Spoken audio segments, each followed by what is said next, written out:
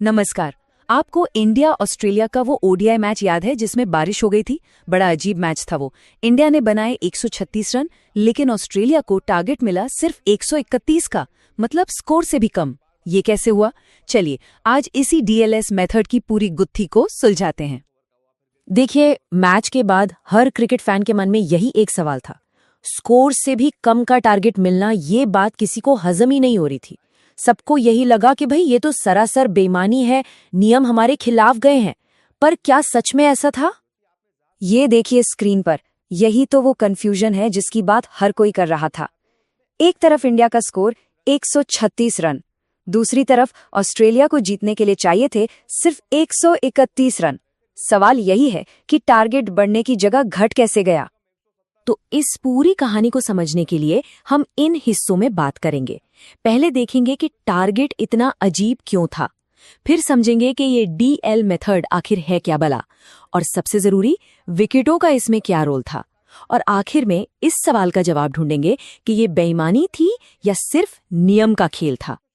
तो चलिए कहानी की शुरुआत करते हैं। मैच में हुआ ये कि बार बार बारिश आती रही, जिसकी वजह से 50 ओवर का गेम छोटा होकर सिर्फ 26 ओवर का रह गया। अब इन 26 ओवरों में इंडिया ने 136 रन बना लिए।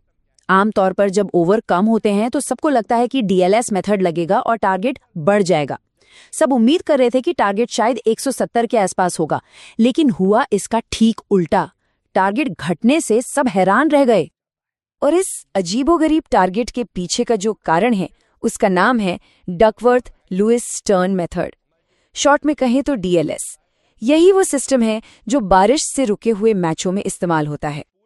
अब देखिए, डीएलएस का जो फॉर्मूला है ना, वो बहुत कॉम्प्लिकेटेड होता है, लेकिन अच्छी बात यह है कि इस मैच को समझने के लिए हमें पूरी मैथ्स में घुसने की जरूरत नहीं है। हमें सिर्फ दो चीजों पर ध्यान देना है, कितने ओवर बाकी हैं और कितने विकेट हाथ में हैं। और बस यहीं पर इस मैच का पूरा राज छुपा है। इस मैच में असली खेल रनों का था ही नहीं, सारा खेल था विकेटों का, जो टीम इंडिया ने गंवाए थे। डीएलएस मेथड में हाथ में जो विकेट होते हैं ना, उन्हें एक बहुत कीमती रिसोर्स यानी कि संसाधन माना जाता है। तो अगर कोई टीम अपने ज्यादातर विकेट्स खो देती है तो डीएलएस की गिनती में उसे इसका बहुत बड़ा नुकसान उठाना पड़ता है। और इंडिया के साथ असल में यही हुआ। अपनी 26 ओवर की पारी खत्म होने तक टीम इंडिया अपने 9 विकेट खो चुकी थी, और बस इसी एक नंबर ने पूरा का पूरा गेम पलट दिया। चलिए अब जरा वो हिसाब किताब देख लेते हैं जिसने 136 के स्कोर को 131 के टारगेट में बदल दिया। ये डीएलएस रिसोर्स टेबल का एक छोटा सा हिस्सा है। जैसा कि साफ साफ दिख रहा है, 9 विकेट गिरने पर टीम का जो रिसोर्स इस्तेमाल हुआ है वो 96.8% माना जाता है।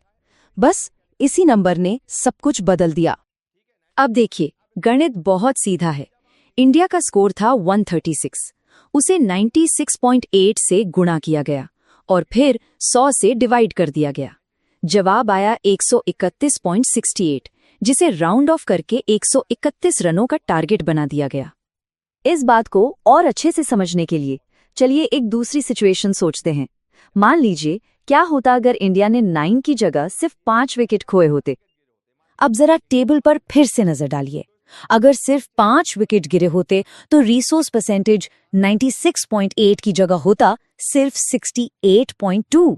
इसका सीधा मतलब यह है कि इंडिया ने अपने बैटिंग रिसोर्स का एक बड़ा हिस्सा बचा लिया होता, और इस बड़े फर्क का असर सीधा टारगेट पर पड़ता। और टारगेट पर इसका असर जमीन आसमान का होता। जहां 9 विकेट गिरने पर टारगेट 131 रन का था, वहीं अगर इंडिया ने सिर्फ 5 विकेट खोए होते तो डीएलएस के हिसाब से टारगेट बढ़कर लगभग 170 रन हो जाता, बिल्कुल वैसा ही जैसा सब लोग उम्मीद कर रहे थे। तो अब हम घूम फिरकर वापस अपने पहले सवाल पर आते हैं। जो कुछ भी हुआ, क्या वो बेईमानी थी या सिर्फ नियमों के हिसाब से हुआ? तो इसका सीधा और साफ जवाब है, टीम इंडिया के साथ कोई बेईमानी नहीं हुई।